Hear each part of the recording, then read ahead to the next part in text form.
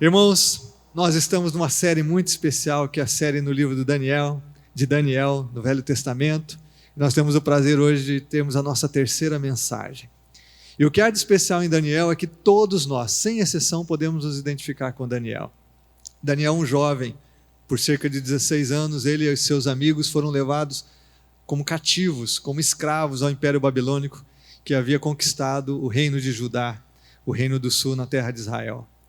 E é muito interessante, a Babilônia é mais ou menos onde hoje está o país do Iraque. Eles foram levados toda aquela distância, foram inseridos numa outra cultura, e essa cultura foi imposta sobre eles. Daniel e seus 3 amigos, eles passaram por um treinamento de 3 anos, onde eles foram colocados na elite do império para serem reeducados na cultura babilônica. A questão é que a cultura babilônica era uma cultura pagã, de muitos deuses, uma cultura sem o Deus da Bíblia, sem o Deus único e verdadeiro que é criador de todas as coisas. E nesse contexto, nós vemos aqui esses homens, esses jovens, realmente sendo impostos, ou seja, sendo imposta uma cultura com novos valores e novas práticas. E eu me identifico muito com eles porque eu e você, todos os dias, somos bombardeados, nós somos pressionados também por uma cultura sem Deus, muitas vezes até conscientemente antagônica, opositora ao plano de Deus, uma cultura sem os valores, as práticas do reino de Deus, que tenta se impor sobre aqueles que honram a Deus, que amam a Deus, que foram salvos por sua graça. Então todos os dias nós somos sufocados com muitas informações, nós somos cerceados muitas vezes, porque nós devemos nos submeter, nos sujeitar a uma cultura sem Deus. E o desafio que aqueles jovens tiveram, cerca de 2.600 anos atrás, é o mesmo desafio que eu e você temos nos nossos dias. E eu queria ver com você exatamente algo tão especial. Eu disse no domingo passado que todo mundo gosta de uma boa história. E o livro de Daniel, nesses primeiros 6 capítulos, é um livro histórico. Ele traz uma narrativa, não é uma fábula, é uma narrativa histórica. Narra os acontecimentos da história, e nesses acontecimentos nós realmente temos lições muito preciosas. E eu queria convidar você a realmente ler comigo o capítulo 3 de Daniel. Capítulo 3 de Daniel. E eu, quando falo da cultura, eu preciso entender, irmãos, que os cristãos não são uma subcultura dentro da cultura prevalecente no mundo. Nós não somos uma subcultura, nós somos uma contracultura, usando as palavras aqui do teólogo John Stott. Nós somos uma cultura que é diferente. Nós somos uma cultura do reino de Deus. Essa contracultura significa que nosso sistema de valores é cristão, nosso padrão ético, a nossa devoção religiosa, o nosso estilo de vida, os nossos relacionamentos, onde os padrões, valores e a maneira de viver são delineados, são estabelecidos pelo governo de Deus. Então a cultura do reino de Deus é a cultura própria daqueles que reconhecem a autoridade, a soberania e o governo de Deus sobre este mundo e sobre as suas próprias vidas. E é esse governo de Deus que nós devemos viver, porque nós fazemos parte do reino de Deus. Estamos no mundo, mas já não somos mais dele, ou seja, estamos nessa sociedade, mas não pertencemos a ela, porque nascemos do Espírito. Fomos transportados do reino das trevas para o reino da luz e fazemos parte de um outro reino, o reino de Deus. Então eu queria pensar com você em Daniel 3 em 2 momentos. O primeiro momento é sobre a sujeição, que significa a adoração a um falso Deus, a um Deus falso. Esses meninos que nós vemos, amigos de Daniel, se você lembra do final do capítulo 2, Daniel ficou na capital do império e os outros 3 foram colocados em altos postos de governo para cuidar em outras regiões. E é por isso que o capítulo 3, o foco aqui está nos 3 amigos de Daniel e não necessariamente em Daniel, está em Ananias, Misael e Azarias. Esses 3 amigos vivem uma história aqui, eu queria que você acompanhasse primeiramente a leitura dos versos 1 a 6. A Bíblia diz aqui que o rei Nabucodonosor fez uma imagem de ouro de 27 metros de altura e 2 metros e 70 centímetros de largura e a ergueu na planície de Dura, na província da Babilônia. Se você se lembra da história do domingo anterior, Daniel era a cabeça de ouro da grande estátua que representava os impérios do mundo. Então ele sai daquela história e ele cria uma imagem. E olha o tamanho da imagem, imponente, porque ele é o cabeça de ouro. Ouro puro aqui. A Bíblia diz que depois ele convocou as elites né, as lideranças, os sátrapas, os prefeitos, os governadores, os conselheiros, os tesoureiros, os juízes, os magistrados e todas as autoridades provinciais para assistirem à dedicação da imagem que ele mandara erguer. Assim todos eles, sátrapas, prefeitos, governadores, conselheiros, tesoureiros, juízes, magistrados, todas as autoridades provinciais se reuniram para a dedicação da imagem que o rei Nabucodonosor mandara erguer e ficaram de pé diante dela. Aqui era uma solenidade. Vamos jurar aqui a nossa fidelidade a esse Deus. Diz assim então que o arauto proclamou em alta voz: esta é a ordem que lhes é dada, ó homens de todas as nações, povos e línguas. Quando ouvirem o som da trombeta, do pífaro, da cítara, da harpa, do saltério, da flauta dupla e de toda espécie de música, prostrem-se em terra e adorem a imagem de ouro que o rei Nabucodonosor ergueu. Quem não se prostrar em terra e não adorá-la, será imediatamente atirado numa fornalha em chamas. Aqui nós temos algumas informações. Primeiro, a Babilônia já era um império, e era um império cosmopolita. Eles conquistaram os povos todos ao redor e trouxeram muita gente desses povos para lá. Segundo, nós vemos aqui que Nabucodonosor continua no seu plano megalomaníaco. Ele é o Senhor do mundo, ele é o cabeça de ouro, e agora ele criou um Deus, uma expressão daquilo que ele pensa que ele é, né? E isso aqui é muito interessante, porque os seres humanos criam deuses à sua imagem e semelhança. Enquanto a Bíblia diz que eu e você fomos criados à imagem e semelhança de Deus, o ser humano sempre projeta a si mesmo criando um falso Deus. E esse falso Deus é sempre uma expressão da sua humanidade caída, limitada, né? E é muito interessante porque você cria o Deus para adorar esse Deus. Se você precisa criar um Deus, esse cara não é um Deus. Deus é quem cria, né? Se você criou um Deus na sua vida para adorá-lo, para se prostrar a ele, para prestar o seu culto religioso, então esse cara que você criou não é um Deus. Se alguém criou uma imagem de escultura, se alguém criou um Deus para ser adorado, esse cara não é Deus, né? Ele é um ser criado, ou um objeto criado. Por isso que a Bíblia diz claramente que nós não adoramos ídolos, não adoramos imagens, que nós não adoramos nem a lua, nem as estrelas, nem as árvores, nem os rios, nada do que foi criado, nós adoramos o Criador. Aquele que criou todas as coisas é digno de louvor e adoração. E ele nos criou a sua imagem e semelhança. O que nós observamos aqui, como eu já disse, era uma cultura pagã de muitos deuses, e Nabucodonosor não tem nenhum problema de criar mais um Deus. Nós já temos muitos mesmo, eu vou criar mais um. E eu vou criar agora de ouro, uma imagem enorme. E ele vai ser adorado por todo mundo, pelas pessoas de todas as nações que estão aqui conosco, todas as autoridades. Ou seja, vamos cantar o hino nacional, e quando cantar o hino nacional, todos os instrumentos, todo mundo vai se prostrar. Agora tem um detalhe. Você não vai se prostrar porque você reconhece que isso é Deus. Você não vai se prostrar porque você ama esse Deus. Você não vai se prostrar porque você tem gratidão a Deus, você vai se prostrar pelo medo. Se você não se prostrar e adorar, você vai ser jogado numa fornalha incandescente, uma fornalha de fogo. E esse era o decreto do rei. O decreto do rei. Agora, para pensar comigo. Por que o ser humano cria deuses? Nós temos duas respostas aqui. Primeiro é que há no coração do ser humano um anseio por Deus. O ser humano precisa adorar alguém ou algo. Isso é parte da imagem e semelhança de Deus. Por isso que em todas as culturas, em todos os cantos do mundo, há adoração a algum Deus, né? Agora, a segunda razão é o seguinte, é que na sua pecaminosidade, na sua ignorância muitas vezes, o ser humano cria Deus para poder manipular esse Deus. Até mesmo na sua desobediência. Por que criamos deuses? Do lado bom é que existe um anseio plantado por Deus no coração, de adorar aquele que nos criou. E nós então dirigimos esse anseio para o lado errado, e aí vem o lado negativo. Criamos um Deus, porque daí nós manipulamos Deus, nós controlamos Deus. É preciso que você entenda aqui comigo, preste atenção, religião é o esforço do homem de manipular Deus. Então há muita gente que adora deuses, adora até mesmo a Deus com um motivo errado.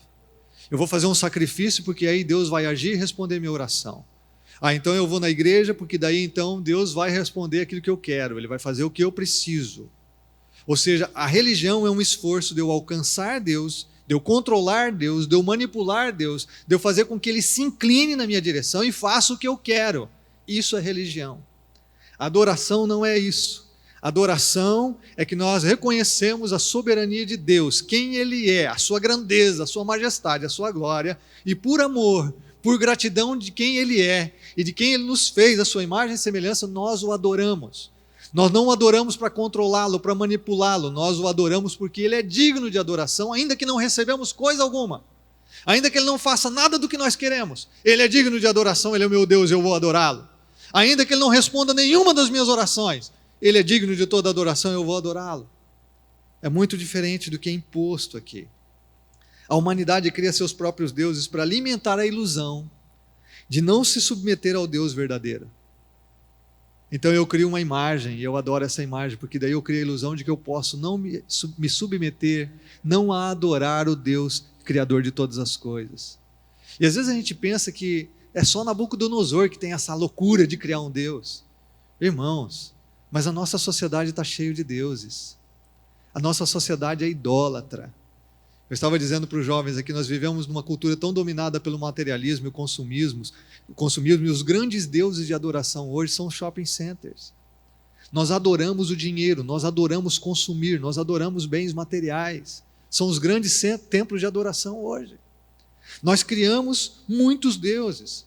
Nós criamos alternativas fracas, medíocres, meras expressões da nossa humanidade caída e limitada diante da grandeza e majestade do Deus verdadeiro, que mesmo sendo quem Ele é, podia nos obrigar a adorá-lo, mas não o faz.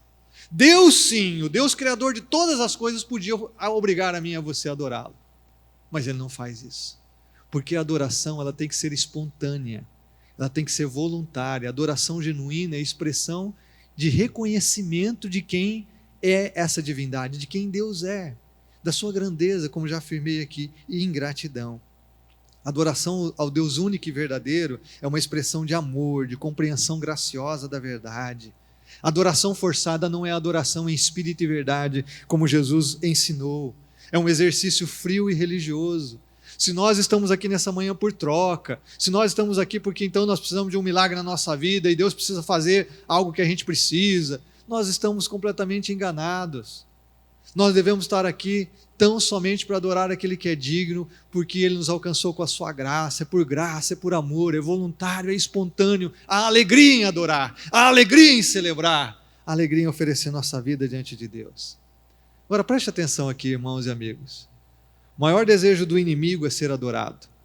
O diabo que controla o mundo, a Bíblia diz, João diz, o mundo jaz no maligno, essa sociedade sem Deus está no maligno. E o maior desejo do inimigo, do diabo, é ser adorado. Deus colocou no meu coração que eu quero desenvolver uma série de mensagens sobre adoração. Deus colocou no meu coração, Ele tem me indicado isso. Nós precisamos pensar sobre adoração. Sabe por quê? Porque o diabo ele quer o tempo todo ser adorado e usurpar o lugar de Deus, o único digno de ser adorado. E esse mundo, como eu disse, cria um monte de deuses para que a gente adore um monte de outras coisas, menos o Deus verdadeiro. Esse mundo nos impõe isso. Por que o diabo foi expulso do céu? Por quê? Ezequiel 28, Isaías 14, ele era o dirigente da adoração no céu, mas ele quis ser igual a Deus. Ele quis se colocar acima de Deus, ele quis ser adorado. E ele continua da mesma forma, ele quer ser adorado. E eu quero dizer que vocês, como pastor, eu preciso advertir a igreja, irmãos, que aquilo que esses meninos viveram 2.600 anos atrás é o que eu e você vamos viver e já estamos vivendo.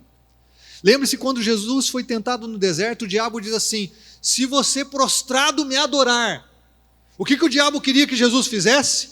Que ele fosse adorado por Jesus. A mesma coisa eu e você hoje, somos bombardeados com uma cultura sem Deus para que a gente adore qualquer outra coisa menos o Deus verdadeiro. Porque o maior propósito do diabo é ser adorado. E eu preciso advertir a igreja, irmãos, vão chegar dias, conforme a Bíblia diz, dias como esse de Daniel, vão chegar dias em que as pessoas vão ser obrigadas a adorar a besta, o anticristo, o falso profeta. Apocalipse diz isso, porque o alvo do inimigo é ser adorado, é levar você a adorar em alguém que você não acredita. No capítulo 6 de Daniel nós vamos ver a mesma coisa acontecendo. Daniel sendo obrigado a parar de adorar o Deus vivo, o Deus verdadeiro com quem ele vivia. Eu acho interessante, irmãos, que nós fomos criados para o louvor da glória de Deus. Nós fomos criados para adorar.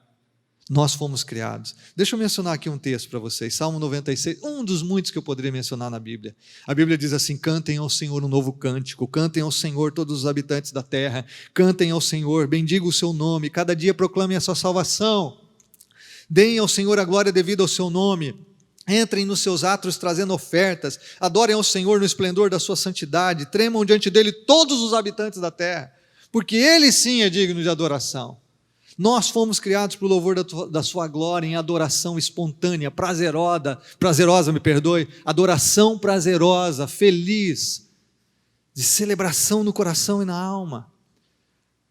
A adoração percorre todas as páginas da Bíblia. Em Apocalipse nós temos uma visão diante do trono de Deus e de Deus no seu trono. E olha o que diz Apocalipse: toda vez que os seres viventes dão glória, honra e graças àquele que está sentado no trono e que vive para todos sempre, os 24 anciãos se prostram diante daquele que está sentado no trono e adoram aquele que vive para todos sempre. Eles lançam as suas coroas diante do trono, dizem: Tu, Senhor e Deus nosso, és digno de receber a glória, a honra e o poder, porque criaste todas as coisas e por tua vontade elas existem e foram criadas.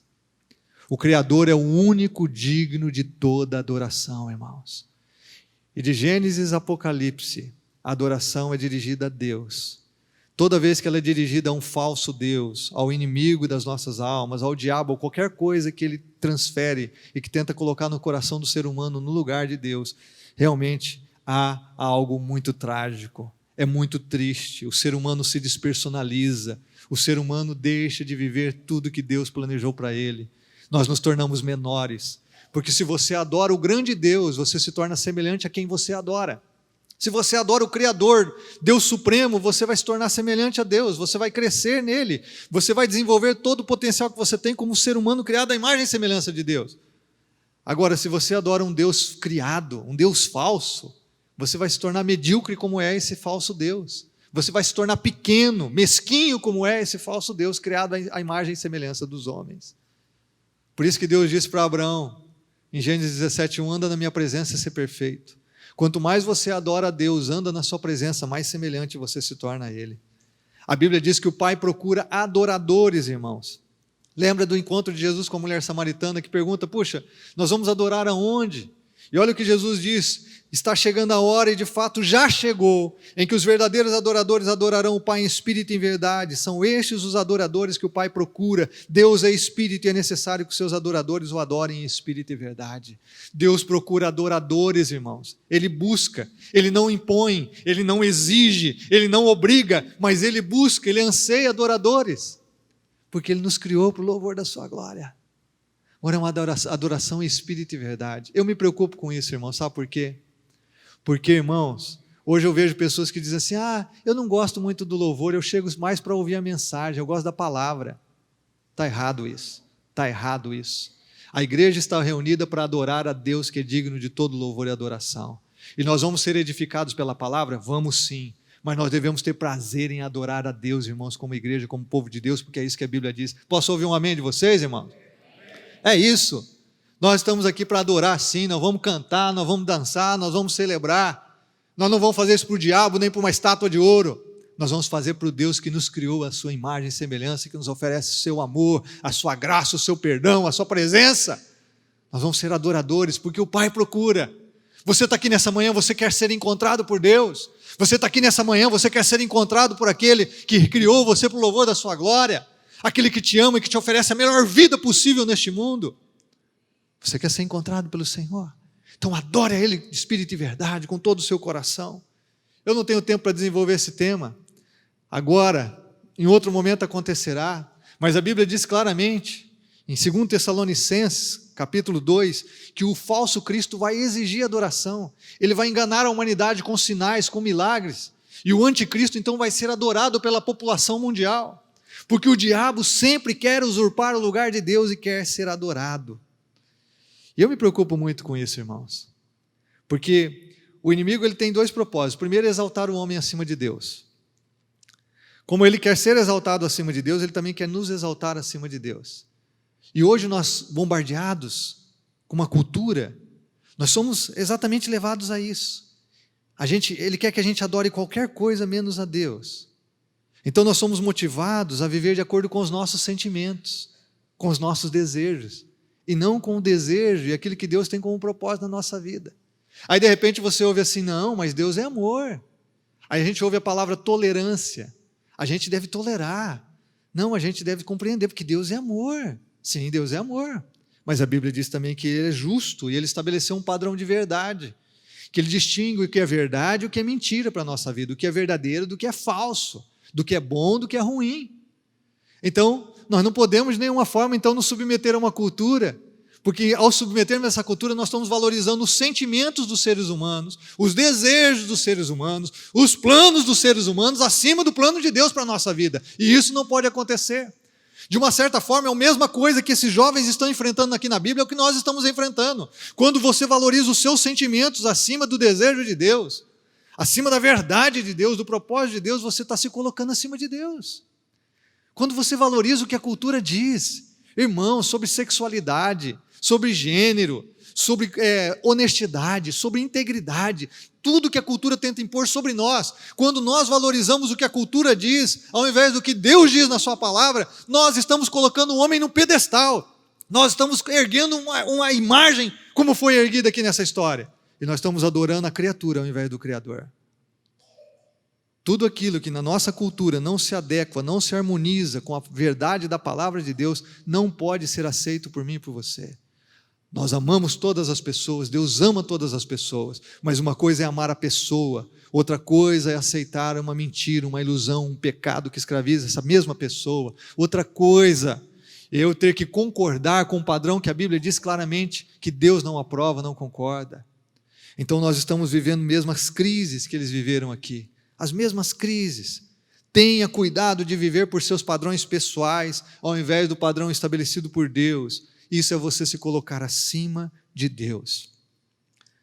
Outra coisa que eu vejo, irmãos, é que o inimigo quer parar a adoração.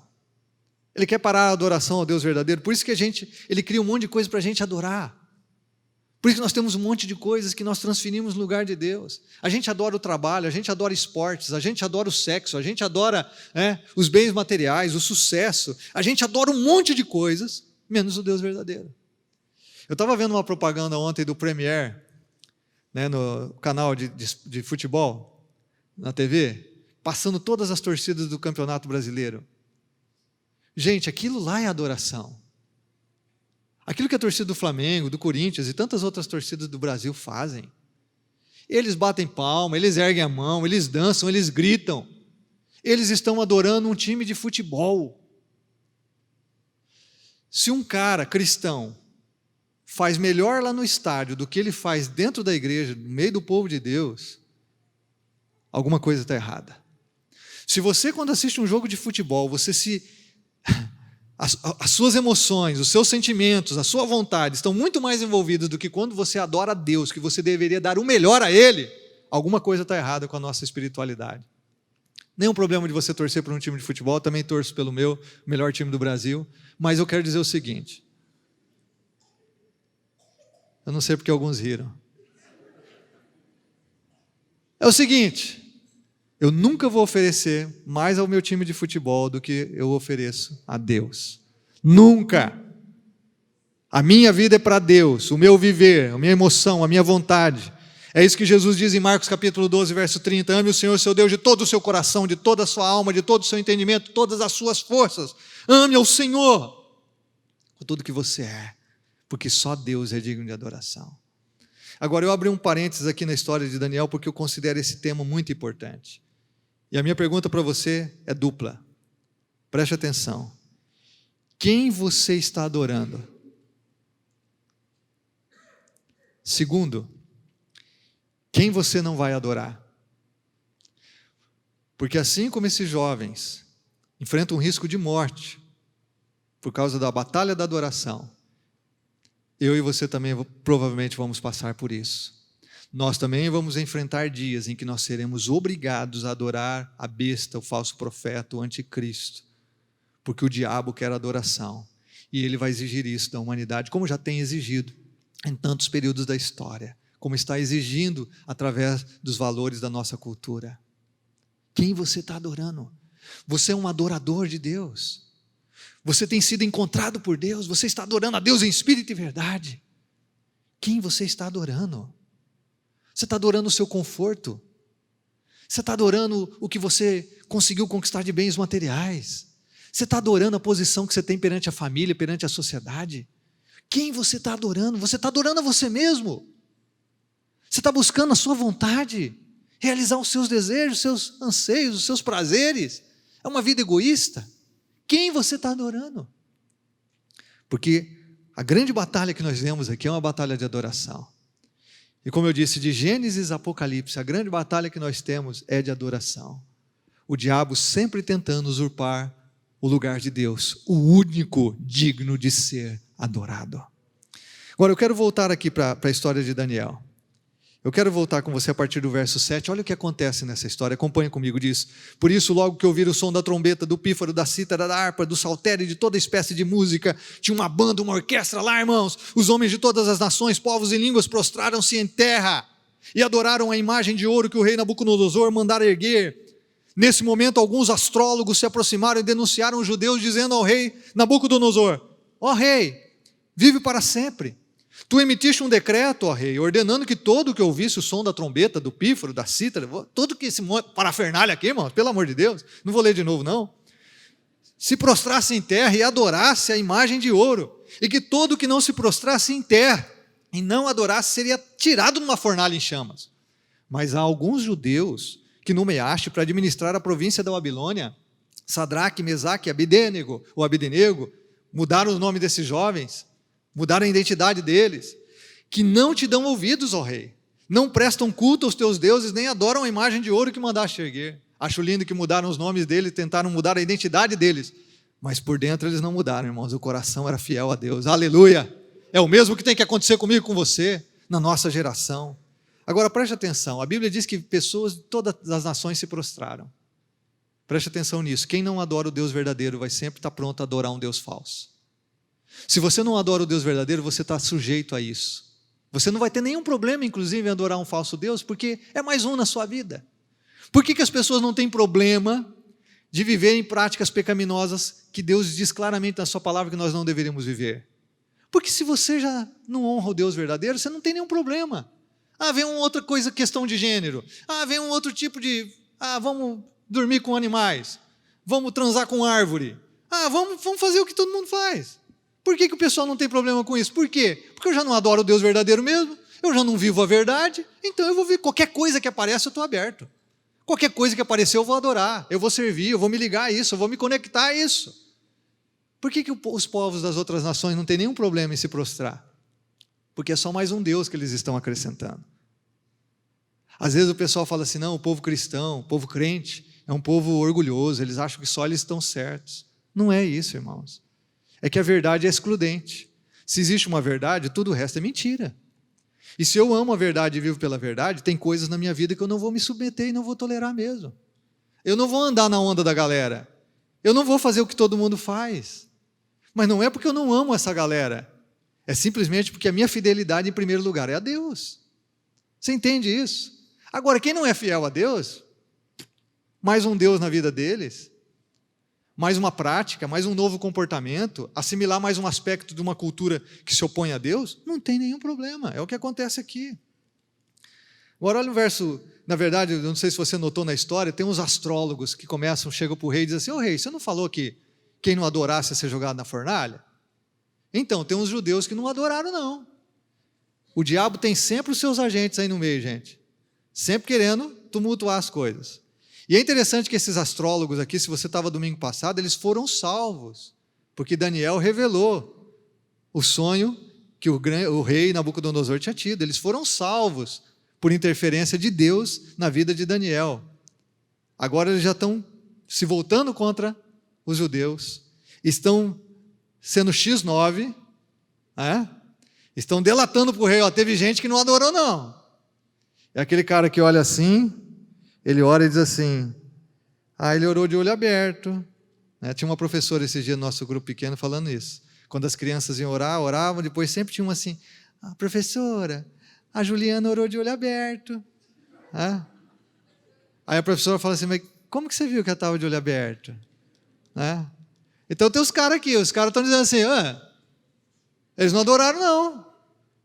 Eles não ficaram adorando o ídolo, eles ficaram adorando quem não ia adorar. Eles ficaram olhando quem não ia orar ou adorar a imagem. Tem sempre gente que quer ver o mal dos outros, irmãos. Os cristãos são diferentes.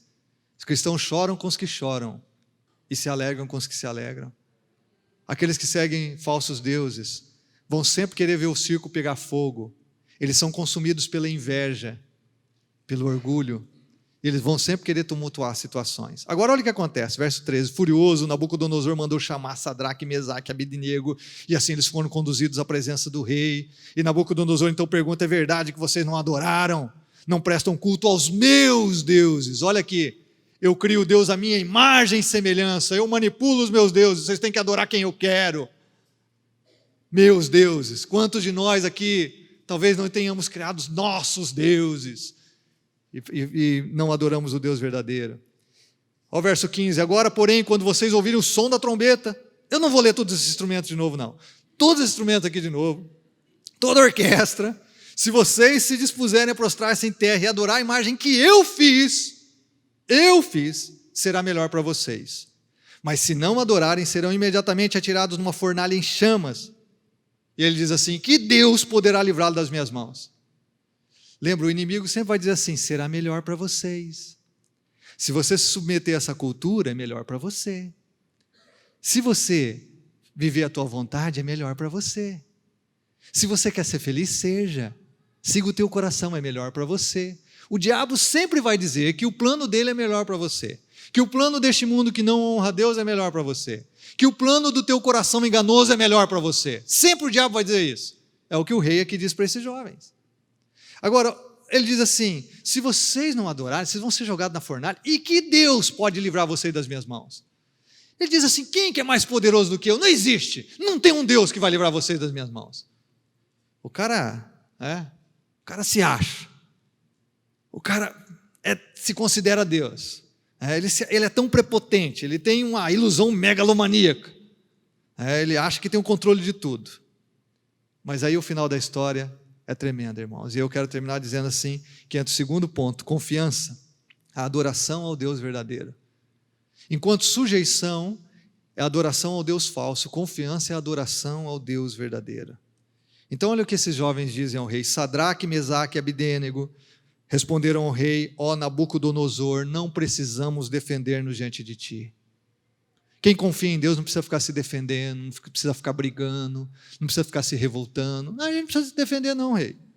Se formos atirados na fornalha em chamas, o Deus a quem prestamos culto pode livrar-nos, e Ele nos livrará das suas mãos, ó rei. Mas se Ele não nos livrar, saiba, ó rei, que não prestaremos culto aos seus deuses, nem adoraremos a imagem de ouro que mandaste erguer. Irmãos, aqui temos uma das mais magníficas manifestações de fé na Bíblia. Esses jovens foram com a nação de Judá para o exílio exatamente porque Judá adorou outros deuses. E eles passaram 70 anos no cativeiro babilônico para que Deus extirpasse a idolatria dos seus corações. Nunca mais o povo judeu teve problema de adorar outros deuses. Nunca mais. A história mostra isso. O povo judeu procura só adorar o Deus da Bíblia. É verdade que eles não conhecem Jesus como Deus, e esse é o problema, porque eles ficaram só com o Velho Testamento. Mas eles foram curados da idolatria. Esses jovens sabiam que eles estavam lá no cativeiro, que todo o seu povo foi dizimado por conta da idolatria. Eles não têm mais isso. Agora eles adoram um Deus verdadeiro. E eles demonstram aqui uma fé genuína e sincera. Esses jovens não pedem: ó Deus, me livra da fornalha, Deus, e agora o que vai acontecer? Eles não tentam manipular Deus, chantagear Deus, eles também não se revoltam contra Deus. Deus, nós temos sido fiéis, olha o que aconteceu com a gente aqui, agora a gente está num baita pepino, num problema desse, nós vamos morrer por causa da nossa fé. Ó Deus, tem misericórdia de nós, olha o que você está fazendo com a gente, eu fui tão bom, eu vou na igreja missionária Comunidade Shalom, eu sou dizimista, olha, eu até vou no culto, quase todo culto no mês, e agora vai acontecer isso comigo. Não, eles não fazem nada disso. Nada.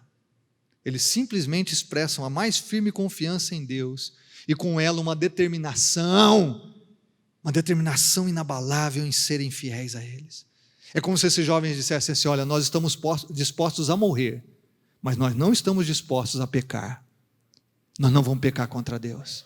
Nós não vamos deixar de adorá-lo e ser fiéis a Ele.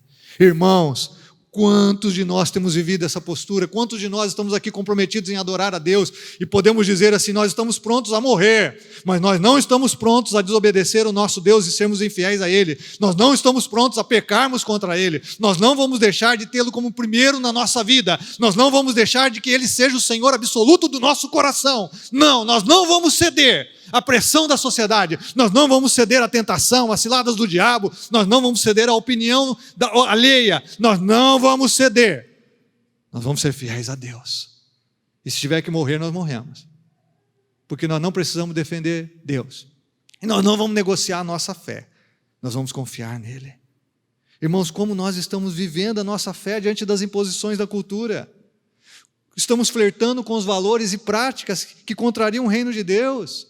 Nós estamos sendo tolerantes. Nós estamos negociando a nossa fé.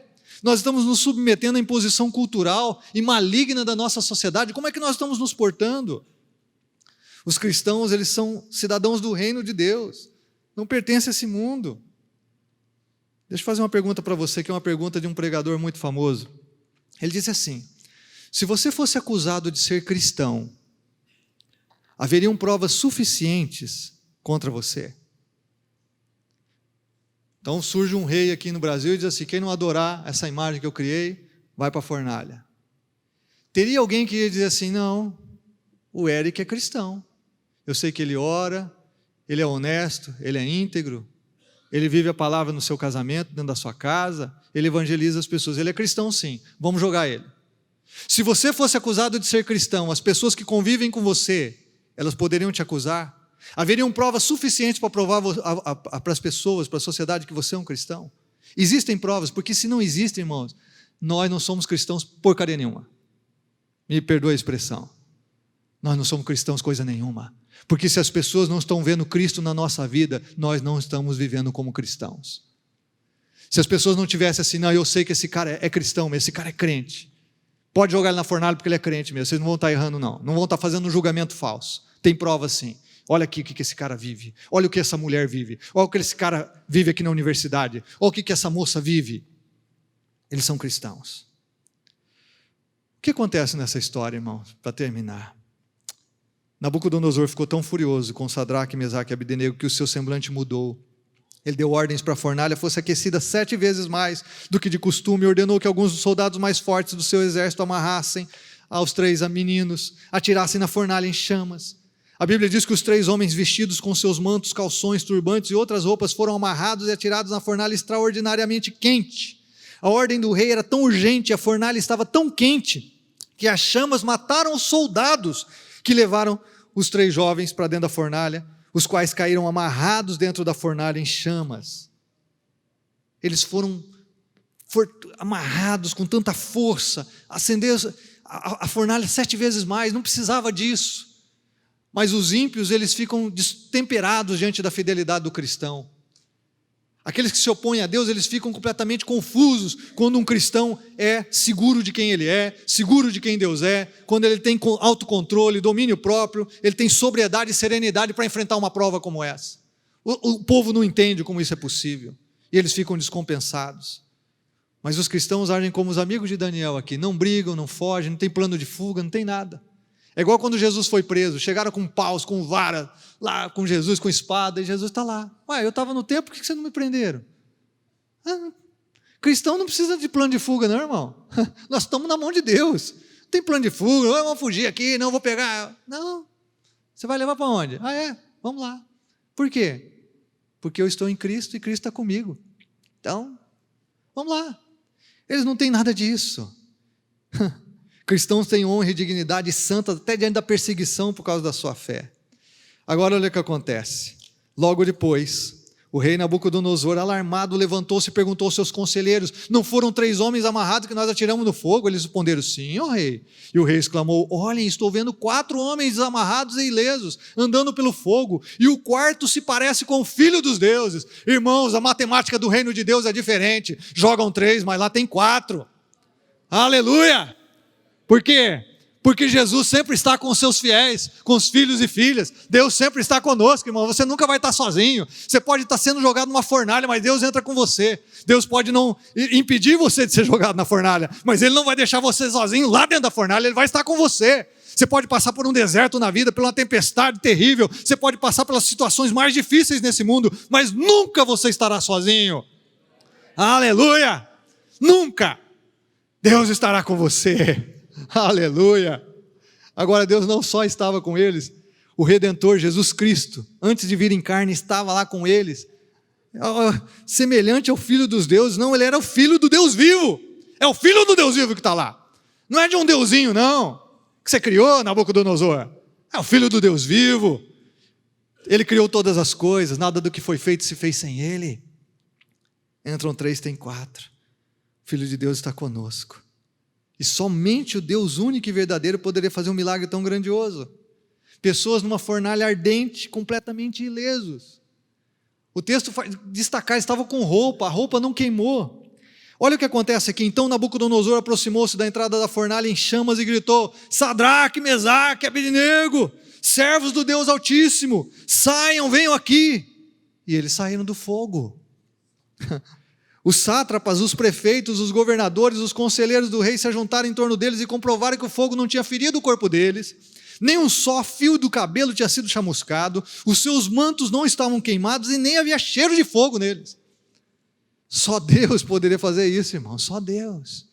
Você crê nesse milagre? Eu creio, irmão, de todo o coração, porque Deus é capaz. O Deus que criou os mares, os céus, as estrelas, criou a mim e a você com um sistema tão complexo. Deus pode qualquer coisa, porque Ele é o Criador. Ele criou o fogo, Ele está acima do fogo. Os camaradas veem um milagre. E Nabucodonosor diz o seguinte: louvado seja o Deus de Sadraque, Mesaque e Abednego, que enviou o seu anjo e livrou os seus servos. Eles confiaram nele. Olha que confiaram e desafiaram a ordem do rei, preferindo abrir mão de suas vidas a que prestar culto e adorar outro Deus que não fosse o seu próprio Deus. É a única vez na história da humanidade que um rei louva aqueles que o desobedeceram. E por que acontece isso? Porque a Bíblia diz aqui que confiança é a maior expressão de adoração. A maior expressão que nós temos de adoração, a gente canta, celebra, dança, toca, e a gente deve fazer isso, porque a Bíblia diz que nós devemos fazer, irmãos. Mas a maior expressão de adoração é a nossa confiança nele. Deus é adorado quando eu e você confiamos. No meio da dor, do sofrimento, da luta, da perseguição, da paulada, quando as coisas não funcionam e nós estamos confiando a Deus, isso é adoração a Deus, porque você está dizendo assim: existe um Deus que é Senhor deste mundo e é Senhor também da minha vida, e eu confio nele plenamente, eu o adoro. Você está adorando com a sua atitude em fidelidade e confiança, você está adorando com a sua serenidade, com a paz que habita o teu coração e a tua alma, você está adorando porque Deus está sendo honrado pela sua confiança nele. Que coisa gloriosa! Mais uma vez, eles estavam prontos a morrer, mas não estavam prontos para pecar, porque eles confiavam em Deus de todo o coração. Só escolhe o pecado quem não confia em Deus. A razão de que nós desobedecemos a Deus, irmãos, é porque nós não confiamos nele verdadeiramente. Nós não confiamos na verdade da palavra. E aí nós desobedecemos o Senhor. Mais uma vez, Nabucodonosor reconhece que o Deus do judeu, o Deus revelado na história, é o Deus Altíssimo. Não existe Deus como ele. Mas ele ainda não adora esse Deus como único. Ele acha que o Deus dos judeus é o mais Deus, é o Deus Altíssimo sobre os outros deuses. Mas ainda existem os outros deuses. Infelizmente, ele ainda não se rende o coração, e é possível que muitos de nós estejamos aqui nessa manhã, adorando o Deus Criador, mas ainda tendo Ele como um Deus Altíssimo, entre outros deuses que nós temos no nosso coração, entre outros deuses que nós também adoramos.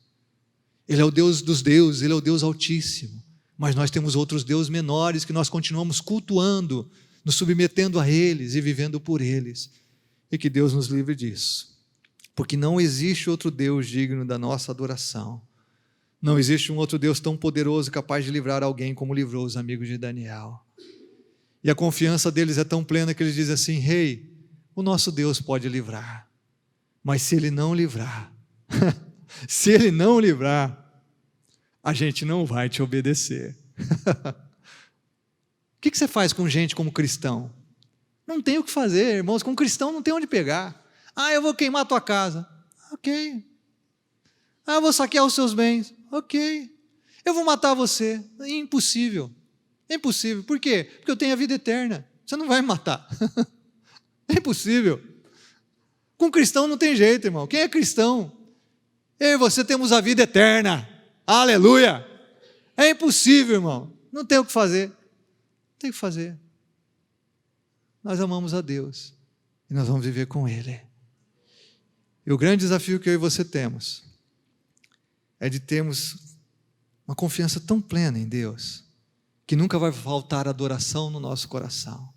E que jamais Deus estará fora do lugar devido a Ele no nosso coração. Porque Ele é o único digno de ser Senhor absoluto da nossa vida.